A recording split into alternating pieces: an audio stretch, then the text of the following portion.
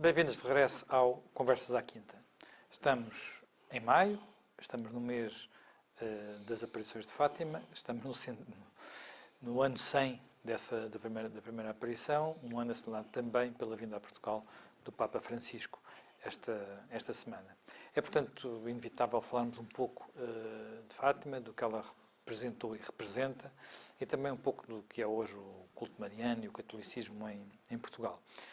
Jaime Nogueira Pinto. Fátima surge em 1917, primeira aparição em maio, a última aparição em outubro. Quer dizer... Sim, vai havendo várias. Vai havendo várias, mas a última em outubro. Inicialmente não é um fenómeno imediatamente acarinhado pela Igreja, mas ganha umas dimensões extraordinárias que até às vezes são difíceis de entender. Como é que, numa altura em que não havia estradas, em que o regime republicano via com maus olhos, inclusivamente boicotava as ligações para Fátima, foi possível em pouquíssimo tempo, entre maio e outubro, juntar dezenas de milhares de pessoas em outubro, naquele famoso dia em que ocorre o milagre do Sol. O que é que se passa para tão rapidamente aquilo se ter transformado num fenómeno popular? Eu estudei um bocado o tema de Fátima no livro sobre a República.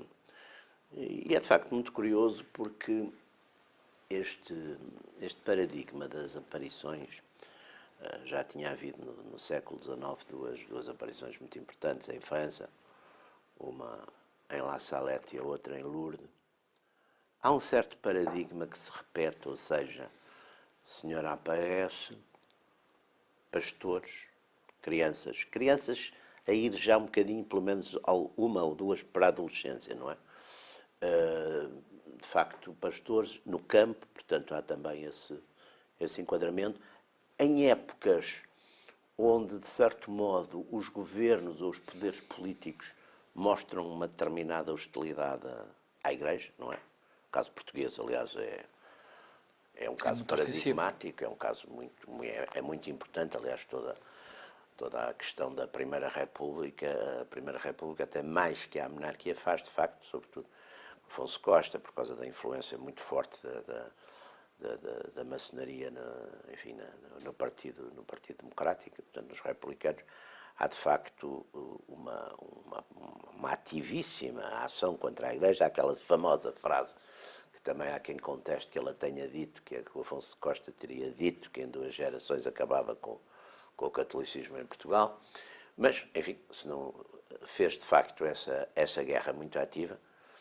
Aliás, normalmente essas guerras são um bocadinho negativas, porque normalmente, pelo contrário, dão até um certo florescimento e uma certa melhoria, digamos, dos crentes, pelo menos. E, portanto, todo esse enquadramento, depois também há um outro fenómeno muito importante na época, que é a guerra. Quer dizer, há muitas famílias que têm enfim, familiares seus, têm aquelas dezenas de milhares de soldados que foram para a Flandres, portanto também há E há, de facto, um sentimento na Igreja Portuguesa que se tornou, portanto, uma Igreja ativamente perseguida, não é, a partir de 1910.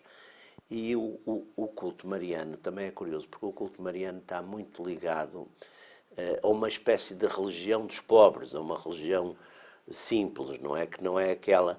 Nós temos, por exemplo, no século XIX, dois autores, enfim, dois escritores que são muito importantes em Portugal, que é o Oliveira Martins e o Ramalho Ortigão, que têm reflexões sobre o catolicismo português, que bastante críticas, no sentido de ser uma religião muito formal, uma religião que está muito ligada a determinados preconceitos sociais, que é pouco interior, que é pouco vivida, etc. E, de facto, o fenómeno de Fátima é uma erupção, digamos, nessa prática, por vezes um bocadinho formal e despida, às vezes, aparentemente, pelo menos, despida de grande profundidade e de grande coerência na vida cotidiana, é, de facto, um momento muito interessante da tal religiosidade popular.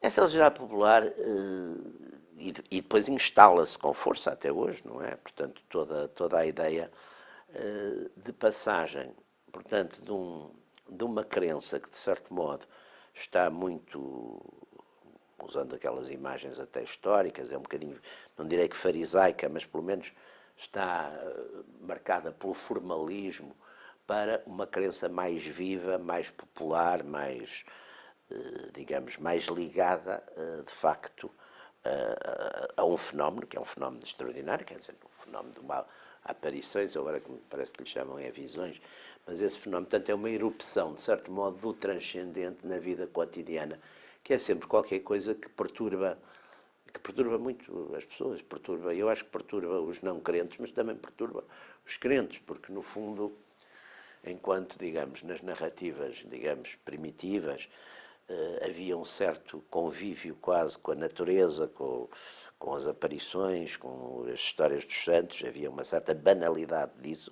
De facto, enfim, o cristianismo moderno e o catolicismo talvez ainda mais, exatamente criou uma certa disciplina dessas coisas, até para não cair naquilo que foi as primeiras grandes críticas ao cristianismo, que é exatamente a crítica dos milagres, não é? Portanto, a desmontagem, que é uma coisa que começa já no século XVII e depois os iluministas fazem no século XVIII, que é uma espécie de desmontagem e explicação científica, ou pseudocientífica, ou sociológica, do fenómeno religioso. E, portanto, a Igreja também muito à defesa criou, de facto, sistemas muito, digamos, a própria Igreja criou uma espécie de expertise, de controle de qualidade dessas coisas.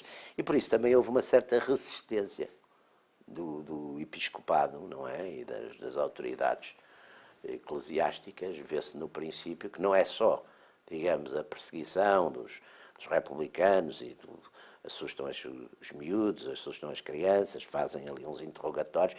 Aliás, esse interrogatório é muito engraçado, porque uma das coisas com que o tal administrador, já não lembro o nome, mas o homem lá do Partido Democrático de Vila Nova de Ourense os ameaça é com o inferno, que era uma coisa em que ele não devia acreditar. Não?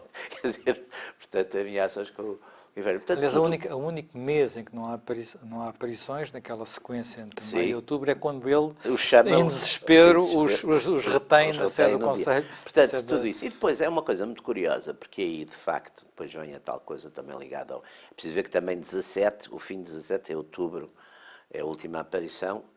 Em dezembro é a Revolução do Sidónio, que marca, de facto, o fim dessa perseguição estatal à Igreja e uma reconciliação, que depois já não vai desaparecer, curiosamente, mesmo quando o Sidónio é assassinado e, portanto, volta, de certo modo, um bocadinho as coisas antigas, mas já não vai, de certo modo, isso quebrou.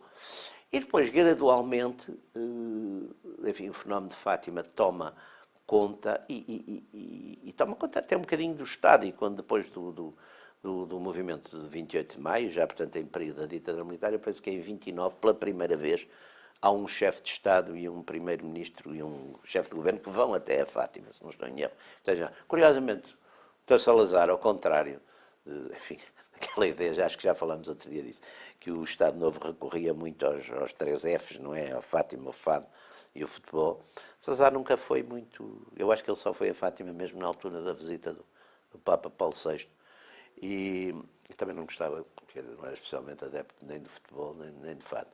Mas há, de facto, depois com o regime, Fátima aparece... Mas já vamos a isso. Já vamos ir, como ele disse, vale a pena. Antes, porém, Fátima ocorre em 1917, mas ocorre antes da Revolução Russa. A Revolução Russa, a última é novembro. É novembro. Portanto, é novembro. Quer dizer, a gente chama outubro, mas... É outubro na Rússia, mas novembro cá. Novembro cá. Portanto, é posterior à última aparição. Podemos dizer que, de facto, já tinha havido a Revolução de Fevereiro, mas a Revolução de Fevereiro não tinha as características assustadoras, digamos assim, que depois geraria a Revolução de Outubro. No entanto, Fátima vem a ser muito ligado à chamada conversão da Rússia e, enfim, e também ao fim da guerra, portanto, que era logo uma das primeiras promessas da Virgem. Como é que isso pode explicar, Jaime Gama? Bom, isso pode-se explicar pelo que aconteceu. A seguir, não é? Quando Fátima aparece, o que está basicamente em causa é a situação portuguesa, a forma como o regime republicano lida com a Igreja e o desenvolvimento da Primeira Guerra Mundial, com a partida do Corpo Expedicionário Português para a Flandres e com o que daí decorre em matéria de ruptura de abastecimentos em Portugal, em matéria de feridos e mortos portugueses nesse conflito e também depois tudo o que a seguir vem no resultado do fim da Primeira Guerra Mundial. Portanto, há aí esse cenário de Fátima. Mas é preciso ter em linha de conta Sendo que que não é um dos grandes isso apenas cataclismos ocorre depois, não é? A pneumónica. também que Exatamente. disse Aliás, a parte vitimaria dois dos significativa pastorinhos. da população portuguesa. Pois. Mas há que referir uma coisa. Não é só a contextualização internacional, na minha opinião, e a situação do regime republicano no seu conflito sistemático com a Igreja Católica que explica Fátima. Porque o culto mariano tem uma implantação em Portugal muitíssimo grande e que é bastante anterior. Não é por acaso que ainda hoje mais de 40% dos locais católicos de culto têm o nome de Nossa Senhora. Não é por acaso que a primeira designação de Portugal, histórica na sua formação, vem sempre acompanhada Terras de Santa Maria. Não é por acaso que em 1640 o rei Dom João IV, quando recupera a independência, consagra Portugal a Nossa Senhora da Conceição em Vila Viçosa e mais tarde, em 1646, salvo erro, vem proclamar Nossa Senhora da Conceição padroeira e rainha de Portugal. O que, aliás, só é reconhecido um pouco mais tarde pelo papado. E essa consagração é uma consagração com que a restauração joga para obter o favorecimento do papado no reconhecimento da independência de Portugal, que era algo que o papado não concedia como ponto de vista, porque estava muito colado à posição espanhola e a secessão de 1640 era quase vista por alguns teólogos como um regicídio, porque era disputar a autoridade de uns soberanos católicos, que eram os soberanos de Espanha, em relação ao controle de um território, de um espaço político. Bom, o culto mariano em Portugal sempre teve uma grande implantação. O culto mariano não se desenvolve no tempo da Igreja dos primeiros cristãos. Só prática, aliás, o próprio texto do Evangelho e dos Atos dos Apóstolos não é muito extenso nas referências a Maria. Mas, após o concílio de Éfeso, em 431, com a proclamação de Maria como Mãe de Deus e o reconhecimento da sua divindade, o culto mariano se implanta na Igreja. É um culto que é muito preservado na Igreja Ortodoxa. É um culto que vem a ser frontalmente posto em causa na Reforma Protestante. E a circunstância da Reforma Protestante ser muito anti-mariana leva também a que a Contra-Reforma reposicione o culto mariano e lhe dê uma sustentação teológica, uma sustentação mariológica bastante forte. E isso tem repercussões grandes em Portugal.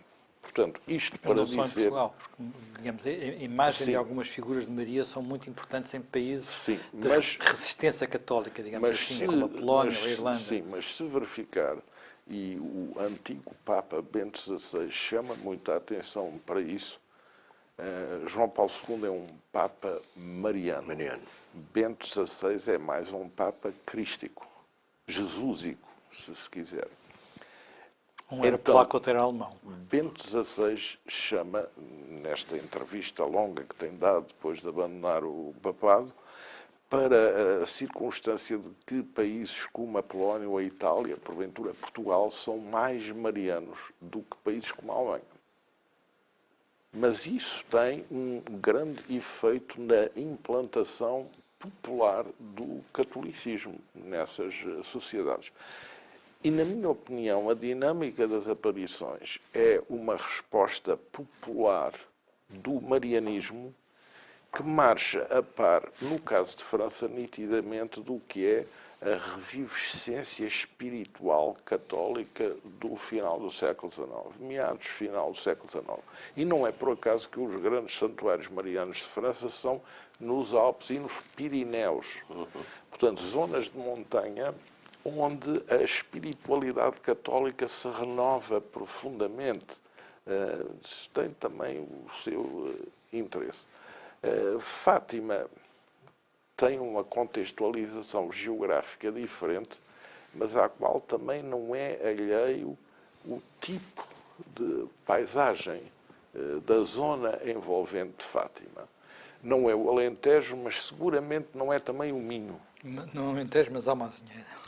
E tem uma planura de rocha e de vegetação mediterrânica, uma contextualização Vegetação rala, porque ali bastante diferente é do difícil. que é a contextualização de outras zonas do país que deram origem a outros cultos marianos, mas porventura de prática e de tradição diferentes. Mas isto para dizer que Fátima não é algo que surja apenas pelo contexto do anticlericalismo da Primeira República, nem pelo contexto da Primeira Guerra Mundial, nem do sofrimento do povo português nessa época. É óbvio que isso favorece, é óbvio que isso ajuda a desenvolver, mas há qualquer coisa por detrás bastante mais forte e que tem muitos séculos de antecedência na vida portuguesa.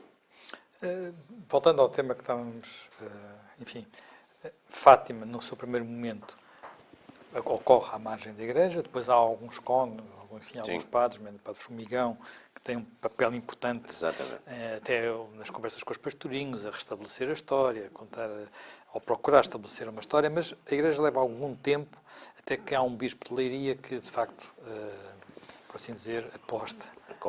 Confirma e aposta nisso, se bem que seja muito curioso que uma das coisas interessantes é que a própria igreja aqui edita a chamada Documentação Crítica de Fátima, que são não sei quantos volumes, e que está aí à disposição de quem desejar. Agora, independentemente da posição da igreja, depois, durante o Estado Novo, para todos os efeitos, há uma promoção do fenómeno. Digamos, a seguir, ali em 18, 19, já morrem os dois pastorinhos, há ali um certo declínio, depois o bispo de Leiria reanima aquilo, mas verdadeiramente o desenvolvimento é feito já com o Estado Novo. Podemos falar de alguma, independentemente de Salazar não ser um adepto, de, no fundo, haver ali alguma identificação entre... Eu penso que é um bocadinho... Até aquela famosa canção, Enquanto Houver Portugueses. Enquanto houver português, tu serás o seu.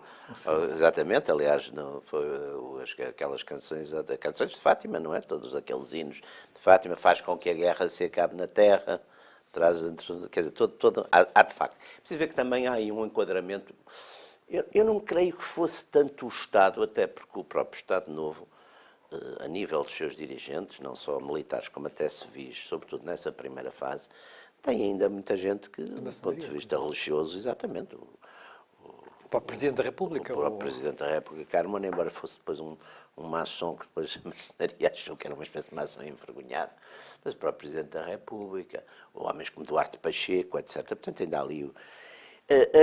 Eu acho que depois há aqui um fenómeno também importante e interessante, que é, eu diria que são mais os católicos que depois, de certo modo, puxam, os católicos estado-novistas, chamemos assim, que puxam muito por Fátima e puxam, de certo modo, o regime para Fátima, do que, digamos, uma manipulação partida política partida do Estado para usar Fátima, não é?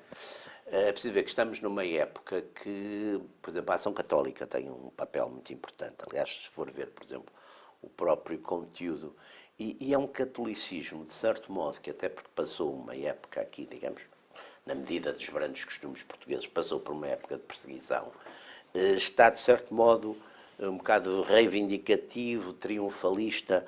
Aliás, é muito curioso, a gente vê, por exemplo, o hino da Ação Católica, em termos de aquele o abram alas terra em fora, não é?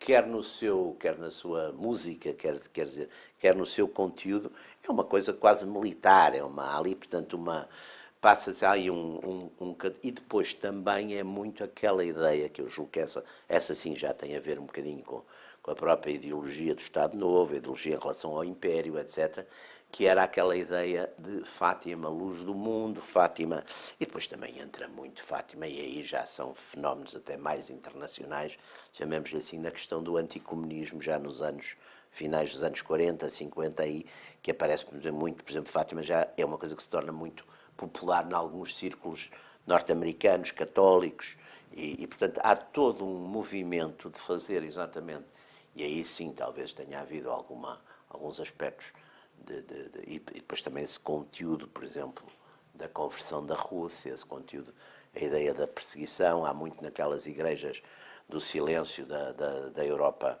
Oriental e, portanto, também há muito essa ideia, onde havia também um culto mariano, que de certo modo passa a ser, enfim, passa um bocadinho à clandestinidade.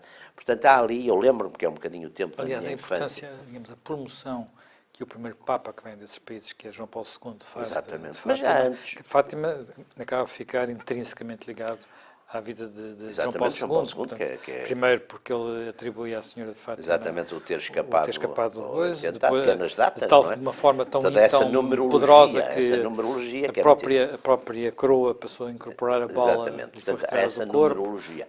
E eu acho que, portanto, a ideia de um... E depois também é preciso ver aqui alguma coisa muito importante, que é uma coisa que eu acho que caracteriza muito a Igreja Católica. A Igreja Católica, não sendo tão ritualista, nem tão, enfim, como a Igreja Ortodoxa, também teve sempre, enquanto a Reforma, quer dizer, a Reforma até pela sua própria essência, pelos países de onde parte, portanto, a Reforma faz de Deus palavra, não é? Faz de Deus palavra. Deus é palavra, não é? O que é curioso para uma época que a grande parte da população ainda era analfabeta. A Igreja... Já havia máquina. Pois, mas a Igreja... Sim, exatamente. A Igreja Católica teve sempre a noção que a transmissão, digamos, da fé e da mensagem de Cristo enfim, de um sentido espiritual da vida, tinha que ser dado atendendo, sobretudo, aos mais simples, aos mais pobres, aos mais ignorantes. Portanto, toda a simbologia, uns pastorinhos, são simbologias muito ligadas até à própria ideia do presépio também. No presépio, quem é que está? São pastores, não é? Portanto, essa ideia o pastor aqui como uma figura de simples, não é? De um crente, portanto, toda essa ideia, toda essa resistência popular, porque eu penso que a Igreja também tem a noção que dos riscos, quer dizer, essa importância da Igreja dos pobres, também é uma noção dos riscos de uma Igreja que fica demasiadamente ligada ao poder, fica demasiadamente ligada, digamos, aos poderosos, a uma alta pompa e rituais, etc. E, portanto, essa revivescência de um cristianismo mais popular e de um catolicismo mais popular. E eu, enfim, foi a minha infância decorreu nesses anos 50.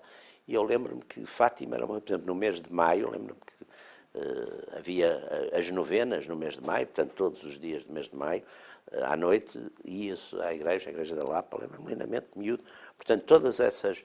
E havia uma devoção mariana muito forte, muito forte. E que, enfim, isto é uma época pré-televisão, mas, por exemplo, a emissora nacional dava sempre, com grande coisa, as cerimónias de Fátima, e a ideia, e as atualidades portuguesas também, o cinema divulgado. Portanto, havia, de facto, uma marca muito forte, que também teria as suas razões, enfim, ideológicas e até propagandísticas da parte do regime, mas também era, sobretudo, um reconhecer o lugar desse catolicismo popular na formação da opinião de uma série de muitos portugueses, que aliás, enfim, que apesar de uma certa descristianização, sobreviveu. Jaime Gama, há muito ligado também a este fenómeno de Fátima, ao fenómeno da peregrinação, e todo o movimento dos peregrinos. Aliás, a Fundação Francisco Manuel Santos acaba de editar um livrinho sobre peregrinos e nós temos agora em exibição nos cinemas um filme que eu não vi ainda, do João Canis, mas que dizem que é um filme também muito interessante e feito com muito cuidado, porque as próprias autoras fizeram 3 peregrinações ou 2 peregrinações antes do filme. Sim, ouvi falar também, não vimos. Antes do filme, o filme chama filme Fátima. Esta associação a por um lado, uma peregrinação, mas uma peregrinação com algum sacrifício, que é algo que se pensou que pudesse, a pouco e pouco, ir desaparecendo, sobretudo, havia muito essa ideia, que era uma coisa que com o tempo passaria, ou que era só uma coisa rural. Nós assistimos a algo que é quase o inverso disso. Há cada vez mais peregrinos, e cada vez vindos mais de zonas urbanas e não de zonas rurais, e cada vez mais novos, e até, em muitos aspectos, cada vez de classes mais instruídas e mais... eu até diria que, em alguns casos, pessoas que se calhar não vivem a sua fé de uma forma muito intensa, ou até nem têm fé. Como é que isto... O que é que se passa aqui, não é? Fátima também não é Santiago de Compostela, não é? Que neste momento já é uma coisa completamente diferente. Eu acho que aí há uma mudança de práticas religiosas. Fátima diferencia-se muito porque Fátima não é uma romaria. Fátima é um local de oração, é um local do pagamento de promessas de grande aflição e é um local de peregrinação. As peregrinações para Fátima não são originárias apenas de agora, porque sempre existiram. Inicialmente, aquela multidão chegou lá em peregrinação. A tal coisa do Saramago que descreve uma peregrinação dessas primeiras, no ano da morte de Ricardo Reis. Eu lembro-me de ver nos anos 52 o que era da zona próxima de Fátima, podemos dizer, da Mialhada até Santarém, Leiria, o que era a peregrinação para Fátima pela própria Estrada Nacional. E era um espetáculo de grande densidade e de grande convicção. Mas hoje o valor da peregrinação é diferente, porque a peregrinação acaba por ser a forma de realizar uma espécie de retiro espiritual de outra forma, com a fixação de um objetivo físico que exige uma certa capacidade, mas que também faculta uma certa libertação, uma certa respiração diferente e que não tem, todavia, a densidade emotiva ou sacrificial do pagamento de promessas no próprio santuário, como nós conhecemos em alguns casos. Portanto, há aí uma renovação, isso tem o seu interesse. Penso que a circunstância de Santiago de Compostela também ter iniciado e recuperado com algum fervor essas práticas gerou um efeito de transposição para Fátima que é apreciável e que marca uma mudança bastante interessante da vivência da prática religiosa. Penso também que a aspiração a uma vida de ar livre, a introdução de um sentido espiritual na vida dado pelo reconhecimento de uma finalidade através da marcha, a concentração que isso possibilita, são, digamos, plataformas de nova prática religiosa, de nova prática de oração, que têm um interesse muito grande e que despertam um novo tipo de adeptos, até pessoas mais cultivadas e com níveis de instrução superiores. E isso, como é que... Sim, mas sempre houve pessoas, desculpa, mas agora sempre houve pessoas cultivadas e com níveis de instrução superior que iam a Fátima, quer dizer. Ir a Fátima, sim, e até pagar promessas, sim. E a pagamento de promessa é uma coisa curiosa, porque eu lembro-me, nunca, por acaso, eu fiz a minha primeira comunhão em Fátima, tinha 8 anos, e acho que foi uma promessa também. Era uma viagem longuíssima do Porto, num automóvel, com umas paragens extraordinárias, porque eram umas estradas muito... Eu lembro perfeitamente, foi dia 8 de julho de 54. Lembro perfeitamente, portanto, deve ter sido também. Não, havia digamos, a realização de uma promessa e ir cumpri-la à Fátima fez parte. Eu também tenho Sim. um episódio na minha própria vida por causa de uma doença. E aquelas marchas de joelhos, não é? Portanto, a ideia de vamos lá ver, a ideia também de sacrifício e renúncia é uma ideia que está ligadíssima a toda, enfim, toda a teologia, toda a prática cristã desde sempre, não é? Aliás, de quase todas as religiões. Quase todas as religiões, não é? há sempre uma- Agora, o que é interessante verificar é como a Igreja Católica tem um grande empenhamento e um grande investimento organizativo e doutrinal em torno de Maria.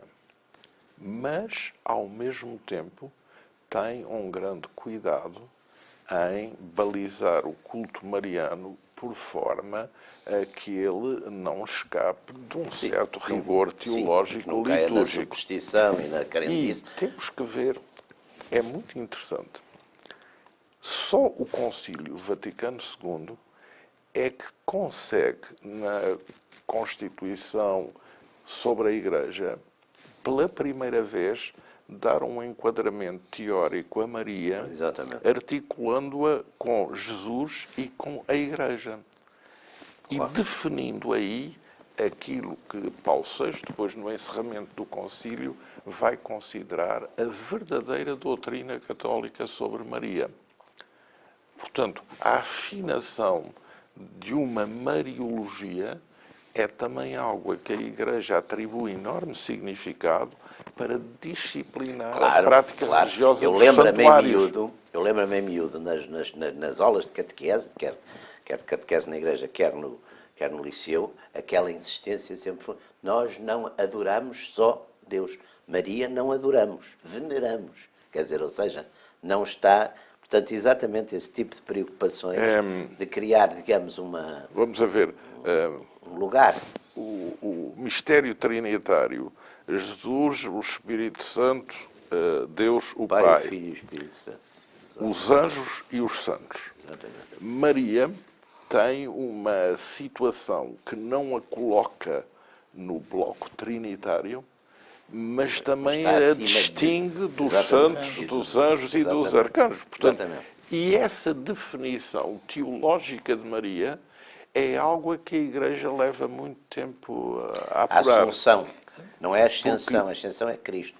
Maria é a Assunção. Porque no final do século XIX, concorrentemente com o marianismo, aos movimentos eucarísticos, aos movimentos litúrgicos, ao próprio movimento ecuménico, e, portanto, há a ilusão de Maria operada pela Reforma, e há também uma liturgia mariológica da Igreja Ortodoxa que não é completamente compartilhada pela doutrina católica. E a definição de tudo isso é algo que leva tempo a fazer. E Fátima também passa por esse percurso. E esse percurso, há agora um debate entre os próprios, enfim, já vi inclusive aqui publicados no Observador textos com orientações diferentes de padres sobre a leitura, se é uma aparição ou se é uma visão.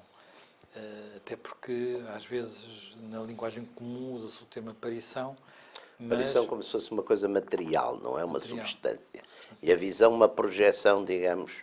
Sim, penso que é a coisa isso. teologicamente é um pouco mais complexa, mas curiosamente é novamente, enfim, talvez o principal teólogo da hierarquia da Igreja dos últimos anos, que é Cardeal Ratzinger, depois Bento XVI, que ainda como Cardeal Ratzinger procura também fixar uma doutrina para o que foi Fátima. Não é?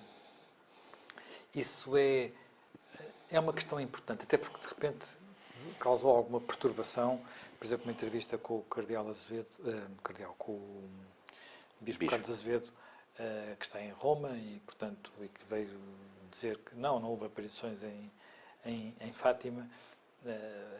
Isso perturbou, acham que perturbou os católicos, ou é um pormenor, é uma distinção. Então, o próprio A mim não me perturba porque o bispo não... de Leiria, António Marta, confessou conversa Sim. de vida aqui ao observador, Exatamente, eu que ele vi. próprio, ao princípio, não ligava muito às desaparições. Eu não me perturba porque, enfim, com todo o respeito, o bispo não é propriamente, não está a falar ex cátedra, portanto é uma opinião de enfim, uma pessoa graduada na igreja, mas é uma opinião, não é um dogma. Mas há um debate, não é? Também o próprio... Vamos a ver.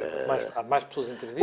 O que eu acho é que tudo o que é materialização do não materializável levanta sempre, é evidente, todas essas coisas. Então, é os tais fenómenos que saem, não é? Nós, no fundo, lá está, entram numa zona que é uma zona, digamos, de mistério, onde racionalmente, enfim, à partida, racionalmente, é uma alteração das circunstâncias normais, do ver, do ouvir, do sentir, não é? No fundo, aliás, todo o princípio do materialismo e até do próprio materialismo dialético é que aquilo que a gente não pode ver, nem ouvir, nem sentir, que não é sensorial, não existe.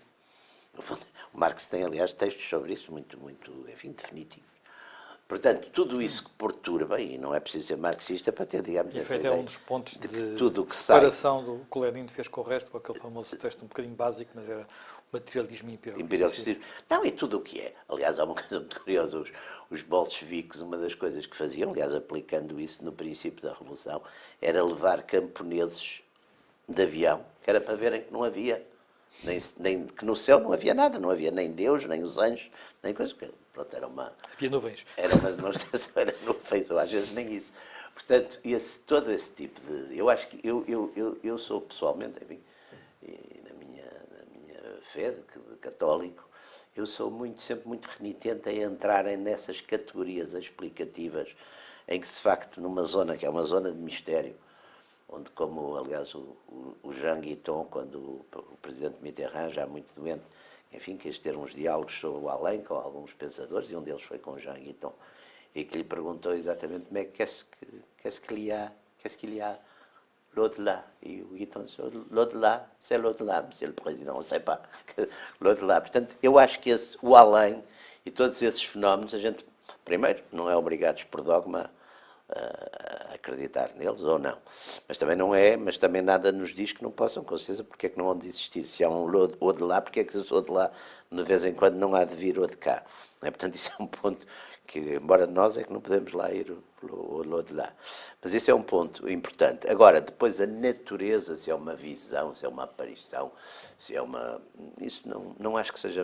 A mim não é uma coisa que... Se é uma aparição sobrenatural numa visão subjetiva. Exatamente. Numa visão subjetiva, exatamente. Essa é a que é posição, outra coisa, digamos, conciliatória desse debate. Exatamente. Que, aliás, foi encontrada por... Não, e Medjugorje. Bento XVI tem 2 ou 3 posições ao longo da sua vida, antes de ser Papa, depois de ser Papa, e essas posições, que são, porventura, posições muito bem trabalhadas. Claro. Nenhuma das posições atualmente em circulação foge da disciplina de linguagem sobre esse debate e da terminologia que foi fixada por Bento XVI, seja dos que favorecem uma interpretação, seja dos que favorecem outra. Agora, aquilo que não há dúvida é o seguinte: há para aí, ao longo da história, mais de 1000 aparições da Virgem Maria. E a Igreja Católica só dá consistência a cerca de 15 ou 16. Sim. Pouco mais. Medjugorje, como é que está? Medjugorje. Penso que ainda não está. Mas, por exemplo, Medjugorje era isso que o Jaime estava a dizer. Medjugorje, os videntes veem e as pessoas à volta não veem. Pois é o caso de Fátima. Fátima também. Os videntes viam, as pessoas à volta não viam, mas depois houve aquele fenómeno... Mas o fenómeno do Sol. O fenómeno do Sol em Pronto. outubro, que... Não sei se em Medjugorje há uma coisa dessas. Não há dúvida também de que na Igreja Católica há 8 ou 9 dogmas sobre a Virgem Maria. Em nenhum desses dogmas está incluída a doutrina sobre Fátima, nem sobre nenhuma outra aparição da Virgem Maria. Portanto, é preciso distinguir os planos. Para além disso, há também a convicção, a religiosidade, a devoção popular. Claro. E as pessoas encontram as suas plataformas. O culto mariano é um culto que permite imenso usar Nossa Senhora como um intermediário para Cristo, para Deus. E, portanto, é um procedimento que abre um caminho de espiritualidade muito grande a imensa gente que não tem a subtileza nem a capacidade de viver a sua experiência religiosa com a Teológico, angústia como um desses grande teólogo. argumentos Exatamente. sobre a distinção Exatamente. entre aparição Exatamente, e visão. exatamente. Portanto, é Eu um acho que fenómeno mais profundo Claro, do que isso. exatamente. É preciso termos também em conta as coisas e o seu lugar na vida das sociedades. Isso também conta bastante. Mas já agora que estamos aqui, que está cá, falemos um pouco do outro momento, digamos, da outra efeméride, dos outros, agora 100 anos, nos 50, foi Paulo VI que esteve em Fátima, e na altura com uma viagem muito parecida com esta, portanto, também a terra é em Montreal, também está há poucas horas em Portugal, também tem um encontro rápido com o chefe do governo, foi feriado em vez de ser tolerância de ponto, portanto há uma diferença. As vantagens do autoritarismo. Não foi discutido. E não houve debate sobre esse assunto. Essa visita é uma visita que ocorre num momento de alguma tensão entre a Santa Sé e o Estado Novo, não é? Exatamente. E Salazar. Ela é... Como é que ela se enquadra? Que papel tem nela a Igreja Portuguesa, nomeadamente o Cardeal Cerejeiro? Bom, a Igreja, na época, a maior parte ainda, sobretudo, do alto clero, embora já começasse a haver alguns movimentos, enfim, dentro da Igreja, sobretudo leigos de alguma condescendência, mas ainda estava muito identificada Em 67 já havia muita coisa. Já havia muita movimentos revistas, mas quer dizer, mas o grosso... O próprio Seminário dos Olivais já estava mas o grosso da coluna, digamos, o grosso da coluna dos bispos, ainda estava muito, enfim, muito identificado, ou bastante ligado ao regime, até porque eram pessoas que ainda tinham alguma memória da Primeira República, os mais velhos, sobretudo. Mas sobretudo, eu penso no contexto, tinha havido aquela ida do Papa Paulo VI a Bombaim, não é? E tinha atribuído uma condecoração qualquer, já me é capaz de se lembrar disso, uma rosa, uma coisa... Quer dizer, havia uma espécie de afronta que o governo português considerou afrontosa essa ida a Bombaim, porque, enfim, a União Indiana tinha invadido Portugal, o Estado da Índia, etc. Portanto, havia todo esse problema. Ainda foi antes, depois da tensão maior, que foi quando recebeu os... Mas isso já não é Salazar, isso é Marcelo Caetano. Já é depois, e, aliás, já recebe, porque também já percebe que a política está a mudar. Isso é uma teoria que eu tenho sobre isso.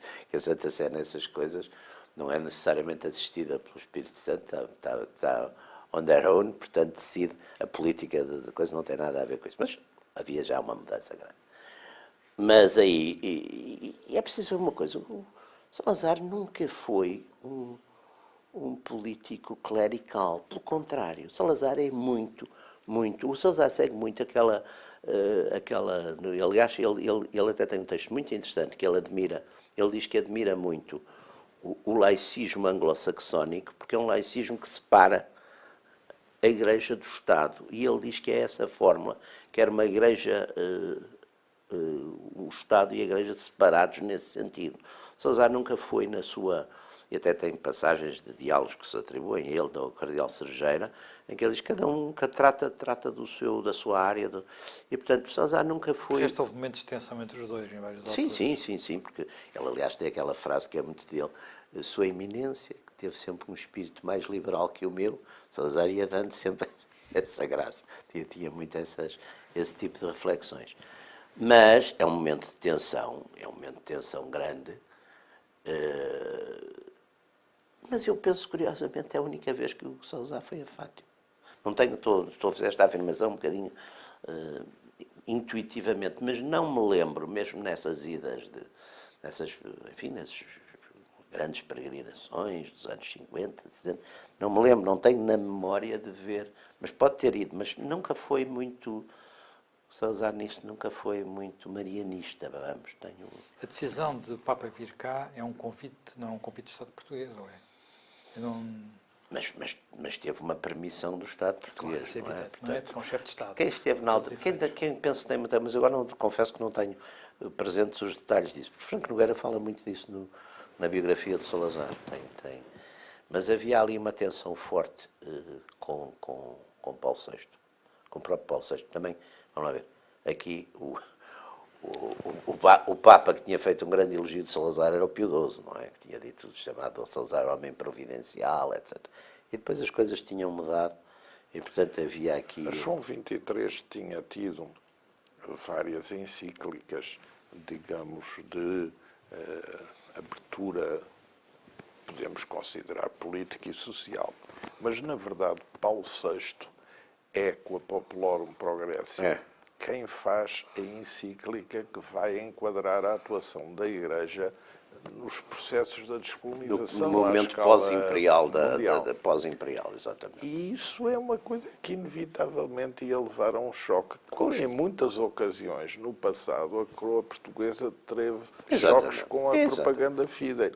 Porque temos que entender que o objetivo da Igreja é a expansão universal de uma religião. Sim, não é a mesma coisa. O objetivo de um Estado é defender os seus território interesses no seu território.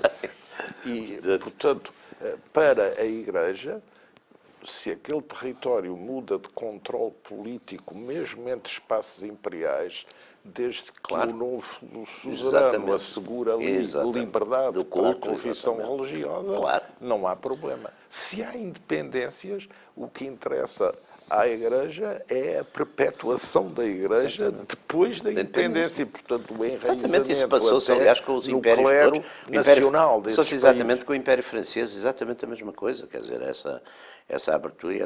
Portanto, aqui há uma...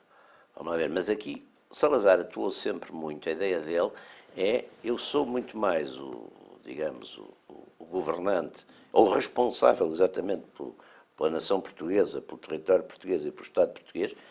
Sou católico, mas isso é uma segunda coisa na minha qualificação. Depois eu acho que houve em certas franjas do regime na altura também o exacerbar da noção de que podiam ter mais influência sobre a Igreja do que aquela que na realidade tinham. Sim, também. E isso veio depois revelar uma posição a descoberto com alguns danos. O discurso que é feito na Assembleia Nacional pelo deputado Tito Arantes, com papas e bolos, se enganam os todos, que é um discurso antipapista, nessa altura, e há uma coisa aqui só terrível. vulnerabiliza a posição que ele pretende vir defender. E aqui há uma coisa que eu já agora aproveito para falar, porque sempre acho que é uma das histórias mais mal contadas que há. A famosa carta do Bispo do Porto, ao Salazar, era uma carta bastante respeitadora, bastante equilibrada, falando de coisas que eram... E o que fez a coisa mais contra a questão do Bispo do Porto foi aquela diatribe do Manuel Anselmo, porque a maior parte das pessoas, sobretudo do regime, nunca leram a carta do Bispo do Porto, leram, foi a resposta do Manuel Anselmo, foi uma diatribe completamente, enfim, um bocado até, coitadinho, já morreu, eu conhecia, mas alucinada, e que deu a ideia do Bispo do Porto de um perigosíssimo comunista ou revolucionário, uma coisa que não está nada nessa famosa carta, não tem nada a ver com isso. O Bispo, aliás, diz que até respeita muitas coisas de que fez pelo país e depois fala de coisas, enfim, normais. E portanto, tudo isso, há também aqui uma grande... Eu penso que é questão um bocadinho dos países católicos e onde há uma certa tentativa de clericização da classe política e, portanto, de certo modo, também há uma mistura às vezes, entre os governos atuando como governo. Salazar tinha uma distância nisso, mas muitos ministros, e havia sempre a tentação de utilizar exatamente e manipular um bocadinho, como sempre se fez, para a religião, e a religião também usar a política, não é? Mas isso, enfim. Bem, entretanto, está quase a chegar o Papa Francisco. Nós já falámos aqui uma vez em tempos do Papa Francisco. Já como peregrino. Um peregrino. Não numa visita a Portugal, como peregrino. É muito significativo que é a primeira vez, desde Paulo VI, que a visita é só a Fátima. Todos os outros Papas fizeram visitas a Portugal. Exatamente. Quando cá vieram, mesmo, não sei se uma das visitas de João Paulo II para agradecer também não foi só a Fátima, agora não tenho certeza. Eu lembro-me de uma que estive no Terreiro do Paço. Portanto, acho ele teve em vários sítios, teve inclusive nos Açores e na Madeira, portanto ele foi a vários sítios. Agora, penso que é capaz de ter havido uma em que ele veio agradecer o milagre, em que ele teve, de facto, só aquilo que ele considerava um milagre, a sua salvação, em que ele teve só em Fátima. Vamos ver se, de facto, se confirma a ideia de que nos 100 anos, e com a presença de um Papa tão popular como o Papa Francisco, vamos ter esta semana uma das maiores peregrinações dos últimos anos ou mesmo décadas, mas isso é algo que fica para a nossa curiosidade e ficará seguramente para a história. Encontramos-nos dentro de uma semana.